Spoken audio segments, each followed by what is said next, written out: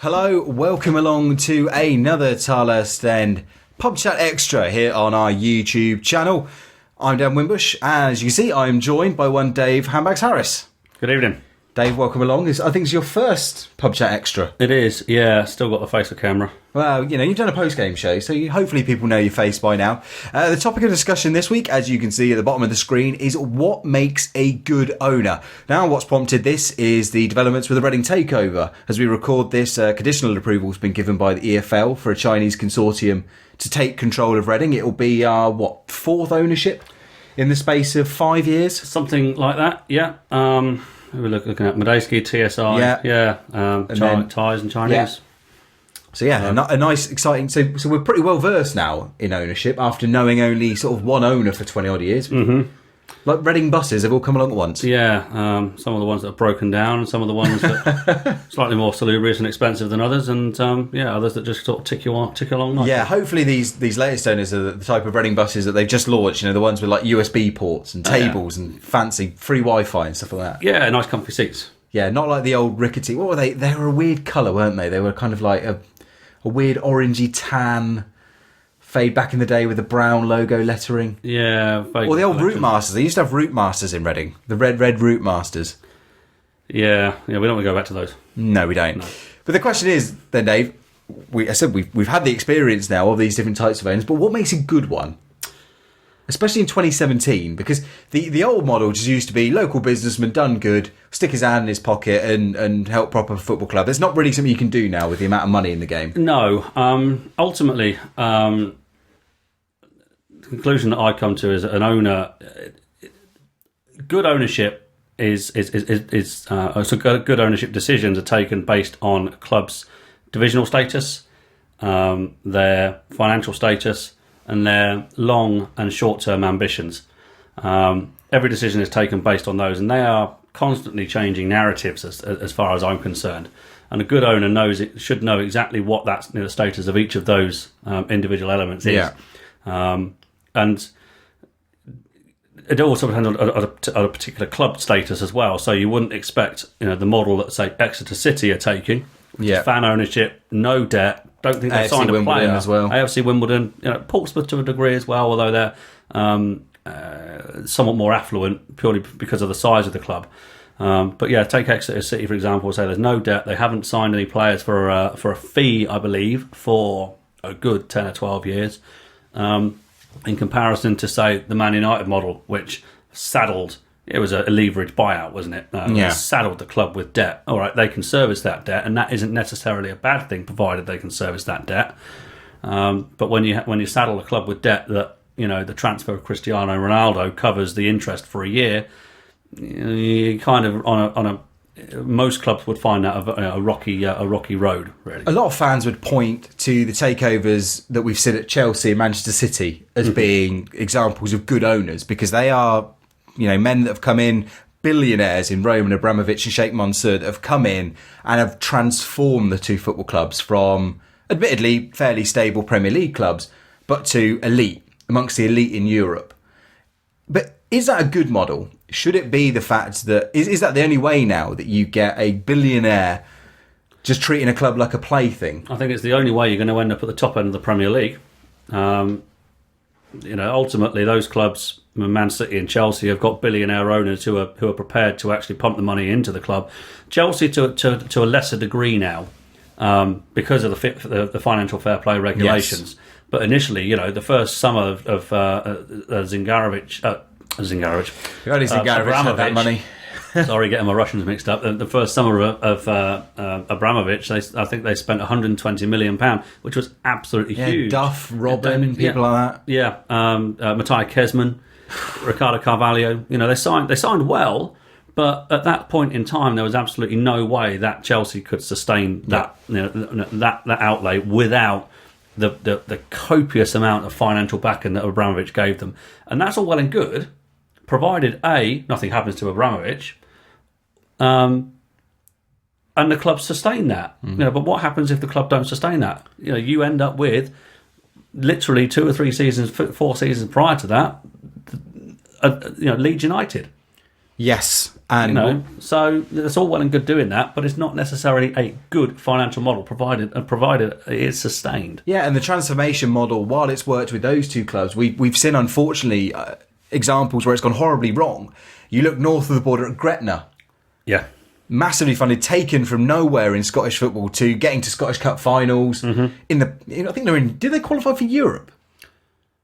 I'm not sure if they played in it. They certainly qualified for it. I'm not entirely sure. Whatever the case, completely revolutionised what was a small provincial town club, but just based simply on one man's money, and then it all fell apart when he fell ill, didn't he? Yeah. And it's exactly the same sort of scenario that I was alluding to with what would happen with Abramovich or Sheikh Mansour. And exactly the same happened with Rushden and Diamonds. You take a look at the photos on Facebook. Neen Park is now being demolished, and it's less than 20 years old. Yeah, a ridiculous story there. For those of you who don't know, they took two clubs, smallest clubs, Rushden Town and Earthling Diamonds. Yeah, merged them together. Max Griggs, I think the guy behind Dr. Martens. It was, yep. Bought them and then took them from the Isthmian League right the way to one stage Division 2, third tier as it was then. I remember Reading playing them. In the pre-season friendly, we played them. Yeah. They certainly played the likes of QPR. Yeah. They had more than one season at that level. Yeah, and they were doing fantastic well, and then that all fell apart. Max Griggs walked away, and as you mentioned, something like a £6 to £10 million stadium has just been demolished. Because they just can't afford it because the club can't sustain it. So I think the key here is ultimately the stadium had lain empty. Yes, the club's demise. The club actually moved away from Neen Park because they couldn't afford it. They dropped like a stone. They ended up being not elected to certain divisions because of their financial status. They elected to play away. Kettering Town moved in for a couple of seasons. They moved away from Rockingham Road. They're no more.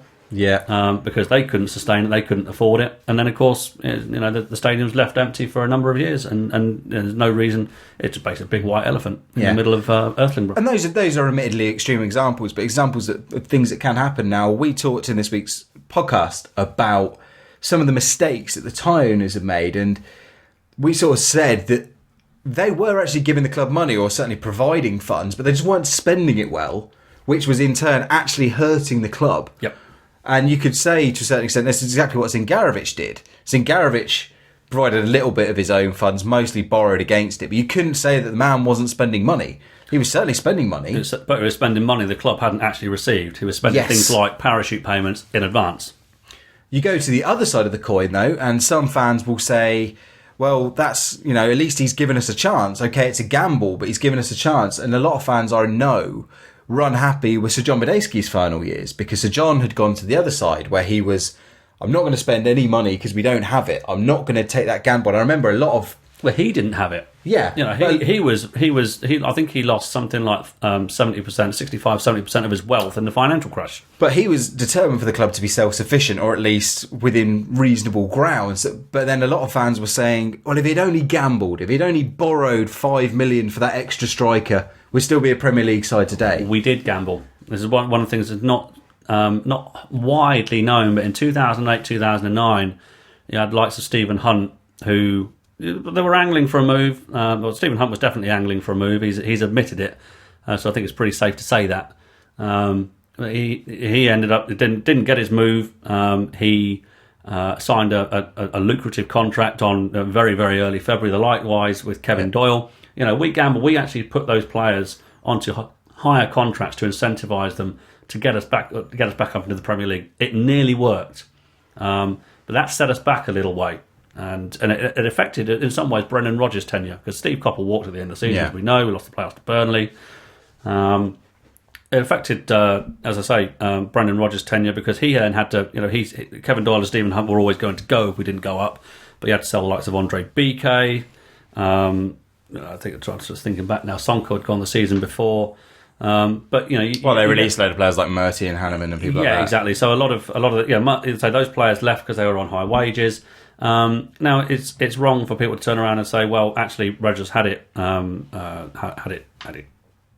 bad, because he didn't. He actually signed some good players, on reasonable money. He did have money to spend, but they weren't up to the calibre of the players that we'd had in their prime. But regardless of that, some people will still say should have gone with that a little bit more, just putting that investment. So in terms of an ownership point of view, I suppose what you don't want, or do you want, is that financially prudent man. Do you want the overly cautious side? I mean, look at Arsenal. Arsenal are a good modern example. Their board are very committed to having a lot of cash reserves in the bank, getting money away for a rainy day. Is that the kind of owner you want? Do you want that owner that's going to be that little bit extra cautious to sort of safeguard you? Or do you want the type of owner that's going to be that little bit more risky? Personally speaking, it's striking a fine balance. A kind of a little bit of sort of fence sitting there. But you have to take into account, as I said at the very start, what the circumstances are of that club at that time. Now, at the end of 2009, under Medeski, we'd had spent heavily in 2008-9 trying to get back up. We couldn't have sustained that. To spend more in 2008, 2009, if we didn't get up, which we didn't, the gamble failed, it would have hurt us even more in 2009-10. Almost certainly, we wouldn't have signed some of the players that we did, like Matt Mills for $2.5 million. Probably wouldn't have got Joby Mack enough. He gave us 6 years of very, very good service, etc., etc. So we would probably have ended up in the bottom half of the table that season instead of, in the end, albeit for the last 3 games of the season, end up pushing for the playoffs. So you have to take in those circumstances of what the short-term aspiration at that point in time. I'm using this as a prime example. Short-term aspiration in 2008-9 was to get back up to the Premier League. Long-term aspiration, back up to the Premier League and sustain it. We haven't got there. That's still the long-term aspiration, but the short-term aspiration is to get there. We're in there now. Back in that short-term aspiration. So what you want is an owner that is taking all those factors into account, that's not going to necessarily push the boat out beyond the means, but at the same point isn't going to be afraid to put their hand in the pocket to get the club something that is going to take them forward, as long as they can then back it up if all goes wrong. What do you think, though, of issues sort of around, outside of the financial issues? We've seen a lot of owners that are very happy to take the spotlight. We've seen a lot of owners that are very shy and reserved and don't want to be seen very much and heard from at all. Do you prefer the silent, we're doing our stuff in the background, or do you want an owner that you can relate to and sort of know? I would prefer them to be visible, but only when required. Ultimately, a football club, the chairman / owner shouldn't be taking the limelight. That ultimately is the players and the manager. The football club is based around the football side. Yeah, and he's the owner. He's the guy that oversees it. If there's a big decision to be made, or if there's sort of big news, shall we say, then sort of new contract with a key player or something like that, then by all means, I don't have an issue with them going out on a limb and actually sort of muscling their way in. Say. It was not really muscling in because it's their scenario to manage. But if they're just going out and putting their face on a camera because they can, I'm not so happy. Yeah, you see like owners like Tony Jaa at Aston Villa, it's constantly all over social media, talking about stories and rumours and things like that. Yeah, and Daniel Levy. Yes, Daniel Levy is a prime one. He's constantly got. He's over this last few years, constant eyes on Arsenal and comparing Spurs to Arsenal all the time. And it's like, just worry about your own club. Yeah, I'm not comfortable with that. Stick to the day job, stick to running the club. If there's something to be announced, or for whatever reason, then by all means, that's your time. But ultimately, just let the football club be the football club and let the footballers do the talking. Finally, then, before we wrap this up, what do you think is more important? An owner with superb business sense, or an owner that understands football business and football in general? Because Sir John Medeski had always said, I don't really get football. Do you think it would have helped him if he had?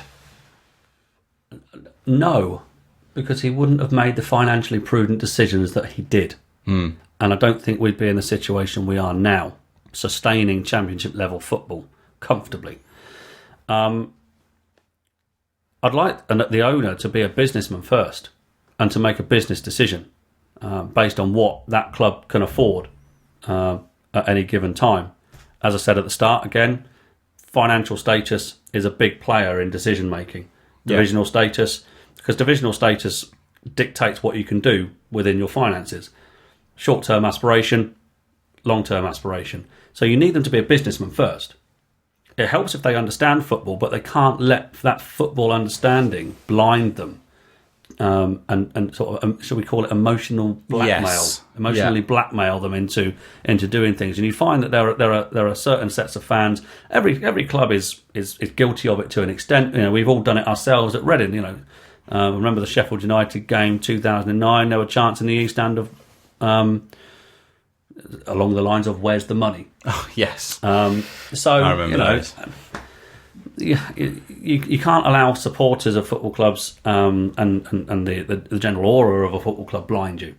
You've got to be a businessman first, I think, and it's even more so in this day and age. You've got to take that long term. Got to take the long term view. You can't just think, oh no, I'm going to spend £10 million getting that striker. He'll get us up, and everyone will love me. Or £2.5 million on a loan. Exactly. So lots of points there for you to take in. Please let us know in the comments section. I mean, what does make a good owner? Do you want that sugar daddy that's pizzazz, full of pizzazz? And wow, I remember Richard Branson was linked with a takeover of Reading once. It was. Would have been an interesting owner. Do you want that high profile guy at your football club that everybody knows and likes and you can talk to him on Twitter and he's going to respond? Or do you want the silent business, cold, calculated guy who's going to watch every penny? Somewhere in between, let us know. Send us an email to thetilelessend@gmail.com as well, and get us on Twitter at thetilelessend. But Dave, thank you very much. No worries. Anytime. We'll be back soon, and as I said, check out our website at thetilelessend.com and give this video a thumbs up or a like, whatever you fancy. We very much appreciate it. Anyway, until next time, adios.